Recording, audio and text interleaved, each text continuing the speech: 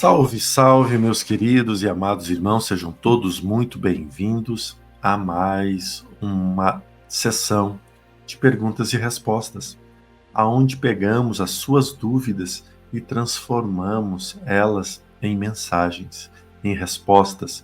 Claro que muitas delas são feitas e direcionadas aos benfeitores espirituais, mas eles, como sempre presentes aqui junto a nós aproveitamos e transmitimos a mensagem deles, não de forma direta, mas indireta sim. Para isso, está aqui meu querido irmão Robson e também eu para auxiliá-los, para orientá-los dentro das nossas pequenas e esparsas, sei lá, possibilidades. Mas lembro todos, chegou aqui, deixa o seu like, compartilhe, para que mais pessoas tenham acesso e também se inscreva no canal. É muito importante você nos apoiar e nos ajudar a crescer sempre. Desejo muita luz, né, e que essas respostas façam a sua vida diferente. Robson, como estão as coisas por aí? Joia, cada vez melhor, né? A gente tem aqui organizado para retomar essa dinâmica de trabalho com as respostas, né, de vocês, e sempre buscando responder o maior número possível de dúvidas, para que as dúvidas de um ajudem os outros. Nós estamos agora no final do mês de agosto de 2023, mas depois vai ser rápido, porque o fim do ano teve muitos dias, né, que foram diferentes, assim, então não tem tantas perguntas acumuladas, não. E duas perguntas que têm a ver com o mesmo assunto, então vou ler as duas, né? Uma é da Ana Soares, e ela disse assim: só queria parar de ver as coisas espirituais, ou ver, mas não ter medo, como acontece desde criança. Por que acontece? Por que aparecem para mim? E uma outra pergunta, também sobre medo e mediunidade, a Silvia Primo diz assim: estou treinando psicografia com o meu mentor. Alguma orientação para a insegurança e o medo ao escrever as mensagens? Obrigada. Poderia me repetir só a primeira pergunta, Robson? É da Ana Soares. Eu só queria parar de ver as coisas espirituais. Ou ver, mas não ter medo. Como acontece desde criança. Por que isso acontece? Por que aparecem para mim? Perfeito. O medo, ele é um dos mecanismos naturais do ser humano. Claro que todo mundo gostaria e quer ser corajoso, mas a gente não se dá conta que a coragem ela só existe porque tem ao seu lado, ao seu paralelo, o medo. É o medo que inspira nós a enfrentar, a coragem brotar. Então, isso é algo muito importante. A mediunidade, ela gera muito medo mesmo. Porque a gente tem medo de errar, a gente tem medo de fracassar, nós temos medo de tudo o que foge do nosso controle. Quando eu vou dirigir em alta velocidade, muitas pessoas ao nosso redor têm medo, porque o motorista nem sempre, mas aqueles que estão em volta têm medo. Por quê? Porque eles não têm mais controle sobre aquilo. É um controle irrisório, né? Mas a gente tem aquele controle. Então, esse é um processo natural e que, aos poucos, precisaria ser trabalhado com um orientador, alguém que conhece os fenômenos da mediunidade, alguém que sabe como conduzir estes fenômenos para que, aos poucos, você veja a naturalidade deles e como eles se processam para que as coisas possam tomar rumos melhores e diferentes. Então, a mediunidade, ela surge com medo. Mas quando você olha com calma, com orientação e com bons orientadores, esse medo vai se tornando cada vez menor. Enquanto nós seguimos seguros de que tudo vai passar e que a espiritualidade vai ajudar. Então, a espiritualidade vai ajudar, sim. Mas nós estamos cada vez ampliando mais e toda vez que a gente amplia um conhecimento, a gente amplia junto o nosso medo. Porque este nunca foi trabalhado. porque esse movimento nunca foi trabalhado. Então ele precisa de estudo, de orientação, com alguém que saiba e que tenha experiência nesse setor. Isso, com o tempo, com a prática, diminuirá o medo de uma forma considerável. Agora, trabalhar a mediunidade, minha querida Silvia, junto com os benfeitores, não há nada que eu possa recomendar. Porque os benfeitores espirituais já fazem todos os caminhos lindos, belos e especiais para o nosso desenvolvimento. Quando se trata da psicografia, se torna um pouco mais fácil. Por quê? Nós temos grandes exemplos de médiuns psicógrafos. Nós temos Chico Xavier, Divaldo Pereira Franco, e aqui, agora lá em Brasília, Maíra, né, fazendo um trabalho muito bonito. Em Minas Gerais nós temos também o Fred Guerra, também fazendo um trabalho muito bonito de psicografia. Então, nós temos médiuns hoje ao nosso redor fazendo esse movimento psicográfico. E você vai ver que todos vão dizer a mesma coisa. Se entregue com amor e com seriedade. E quando as mensagens chegar, não saia distribuindo as mensagens. Analise as mensagens. Aprenda com elas. Qualquer mensagem que extrapola demais o senso de equilíbrio ao nosso redor, deixe-a de lado. Não rasgue, não jogue fora e não passe adiante. Deixe de lado. Por quê? Pode ser uma informação que servirá lá na frente, pode ser um animismo, pode ser algum espírito pseudo-sábio passando informação, pode ser tanta coisa. Então a gente não a valoriza, a gente deixa ali, para que no momento oportuno ela venha a somar ou a ensinar. Então, esses são os cuidados que eu diria com a psicografia e com o desenvolvimento das mediunidades, principalmente sozinhos. Reforço que a primeira resposta serve para a segunda. Estando junto do núcleo de um grupo onde pessoas fazem o mesmo trabalho, o mesmo desenvolvimento, o desenvolvimento é mais rápido. Os crescimentos são mais acentuados e rápidos. Só um parênteses, né? Guerra que você está falando é o Fabrício Guerra. Fabrício Guerra. Fabrício Guerra, então tá. É porque eu entendi você falar Fred Guerra. Às vezes foi na hora. Perdão. Mas é que o... Perdão. Bem lembrado, Raul. É que o Fred Guerra, ele é um amigo meu também, que é treinador físico. E que eu tava pensando nele hoje, né? Aí eu fui falar para Fabrício Guerra, falei Fred Guerra.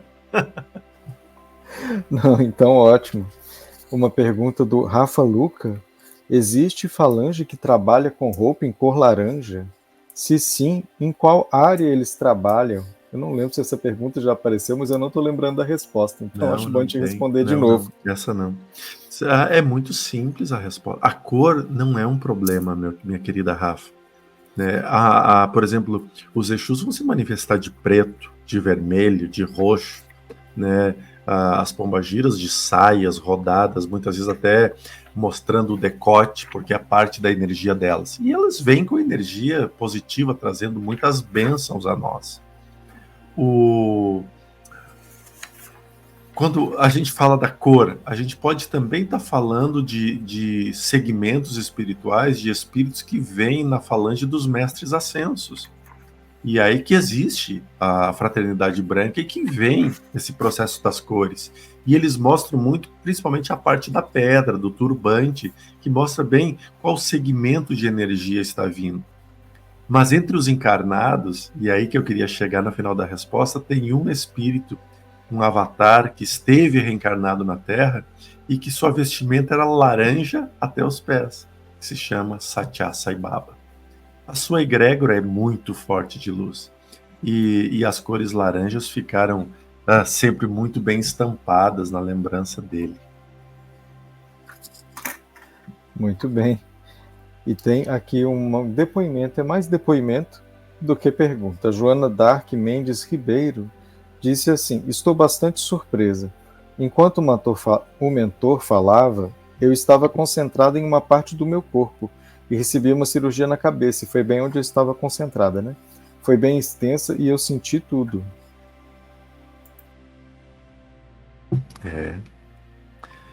A cirurgia ela é inevitável, ela ocorre, e muitas vezes em locais e em horas que nós não imaginamos.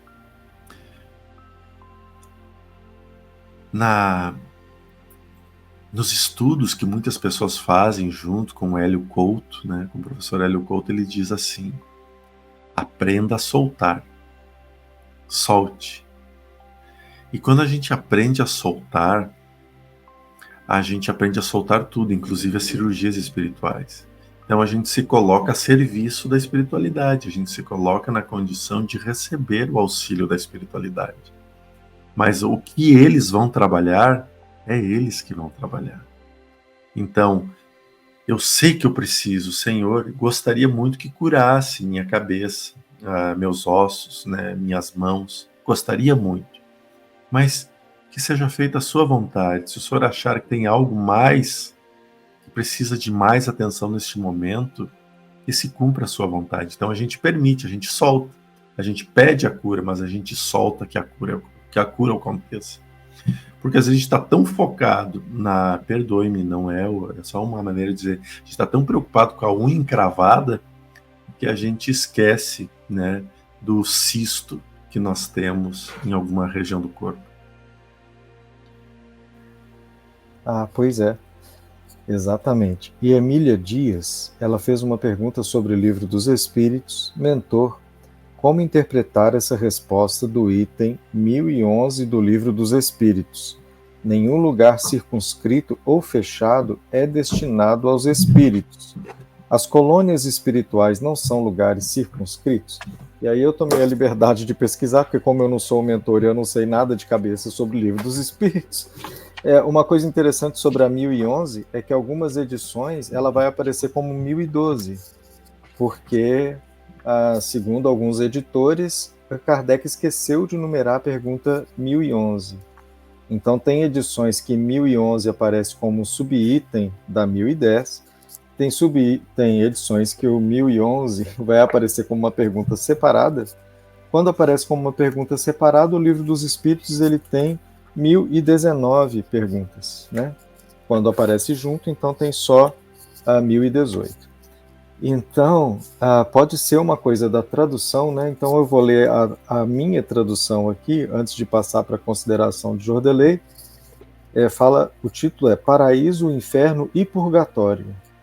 E a pergunta de Kardec, segundo esse tradutor, foi assim: haverá no universo lugares circunscritos para as penas e gozo dos espíritos segundo os seus merecimentos? Então Kardec aqui ele estava perguntando basicamente se existe paraíso, inferno ou purgatório, né? Se existe um lugar no plano astral que os espíritos vão ficar separados de acordo com o merecimento. Então, quando a Emília cita assim, nenhum lugar circunscrito ou fechado é destinado aos espíritos.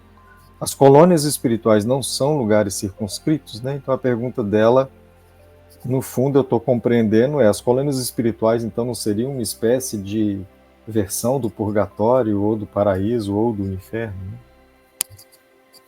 É muito interessante, assim, porque a questão das edições. Eu vou mostrar a minha. Opa. Essa é a edição que eu tenho. Eu vou mostrar a minha. Tá. O que diz a minha pergunta 1011? Dessa forma, a Igreja, pelo dogma da ressurreição da carne, ensina a doutrina da reencarnação? Essa é a minha questão 111. 1011. Não, mas a sua 1011, então, é a antiga sem número, que na edição anterior aparecia como sem número. Então tenta ler a 1012. Tenta ler a 1012. A 1012 é essa. Um lugar circunscrito no universo é designado a penas e gozos, né? Isso, é porque na edição da Emília 1011 corresponde a essa 1012 nossa. Então, uma das coisas que a gente precisa entender que inferno, purgatório, não existe. Deus não criou nada para fazer isso. Não foi criado um lugar à parte para que se tenha A ou B. Não. É tudo criado ambientes em que nós possamos conviver em harmonia conosco mesmo. Até achei muito interessante, porque hoje eu estava lendo uma mensagem do livro que a gente editou aqui, E veja só, o mentor Ezequiel, que faz a última live que a gente tem aqui, que é a live número 50. E ele coloca ali num trecho que diz assim: não seremos submetidos a um julgamento, não. É algo ainda mais belo e mais puro, porque é a nossa consciência. Nós, unicamente nós mesmos, conosco mesmo, estaremos diante destes afazeres da nossa consciência, para a reabilitação daquilo que fizemos, com o preço e o peso que fizemos, né? Então, mostra que as colônias espirituais, as regiões circunscritas das quais se fala, são criadas única e exclusivamente por nós mesmos. Nós moldamos o universo que nós vivemos pelo peso que nós julgamos. Então, eu cometo um número X de delitos específicos. Eu não vou me sentir bem com pessoas, com espíritos que tiveram uma vida sempre plena. Eu não vou me sentir bem, porque eu vou me sentir sempre culpado por não ser igual a eles. Agora, se eu andar com espíritos semelhantes a mim, então eu terei paz diante das minhas escolhas. Então, as regiões, colônias espirituais elevadas, colônias espirituais umbralinas, não foi uma criação e um segmento do Criador para dizer os errantes vão para cá, os certos vão para lá, os que erram vão para cá, os que acertam vão para cá. Não. São ambientes psíquicos que nós criamos para nos envolver diante dos nossos semelhantes. Nós vivemos junto com aqueles que são iguais a nós.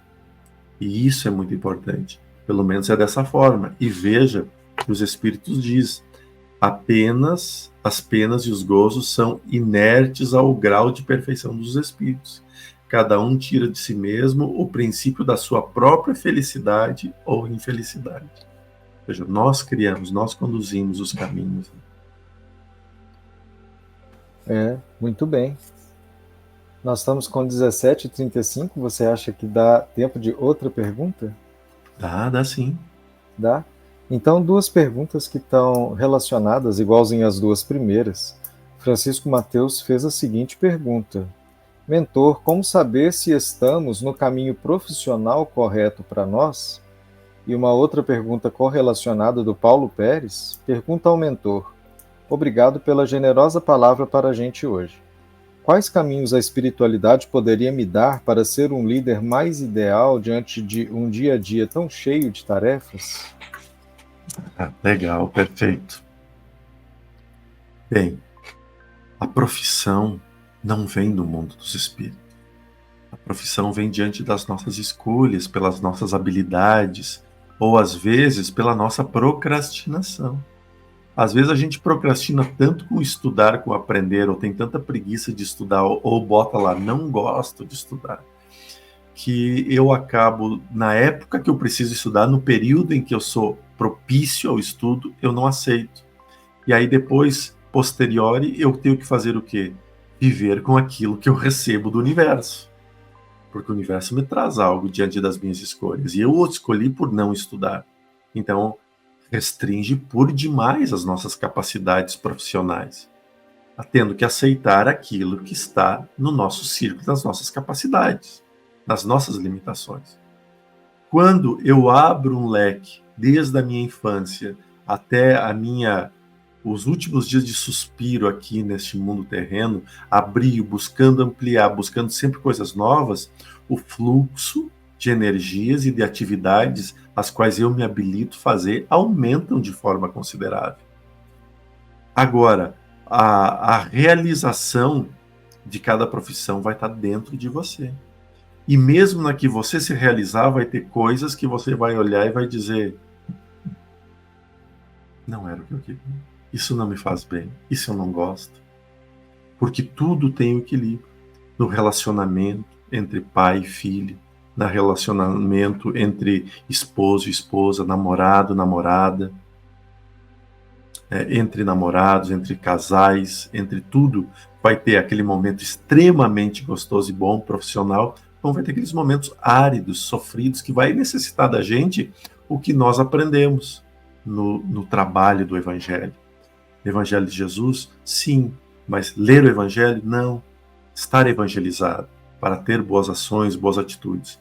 Nós estudamos espiritualidade não para os dias bons, nós estudamos espiritualidade para os dias ruins, aqueles dias que a gente está desanimado, sofrido, cansado.